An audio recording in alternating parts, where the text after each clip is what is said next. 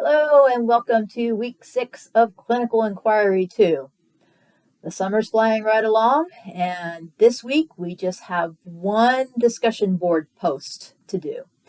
Let me walk you through the Moodle page now, and we'll cover this assignment. Okay, here's the Moodle page for week 6. As always, we have instructional objectives.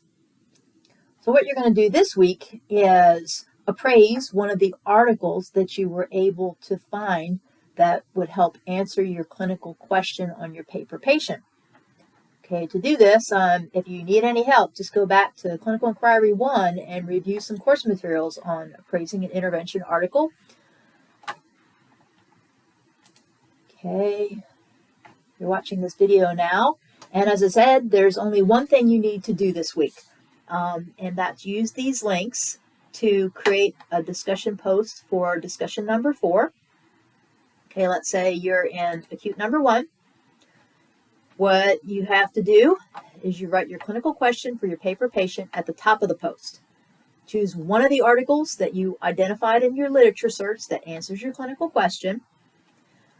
It's fine if you've identified a systematic review. However, you can't use a systematic review for this assignment because we're not reviewing systematic reviews here. We're reviewing randomized clinical trials, or RCTs.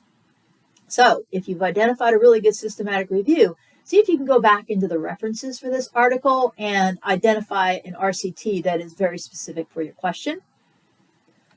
You need to review the information from Clinical Inquiry 1 on how to appraise articles of intervention, and in the post, provide 2 threats and 2 strengths for both external and internal validity of the article for your post.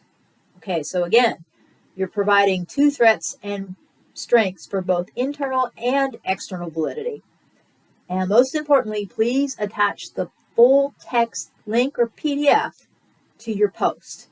That way we can go back and review your chosen article and either agree with or disagree with your internal and external validity selections.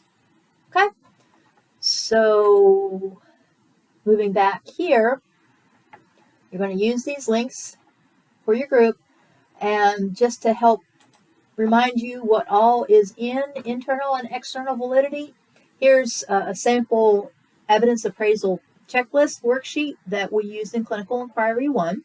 Okay, this should look very familiar. And remember, anything that falls under the category of external validity would be listed here. Anything that falls under the category of internal validity would be listed here.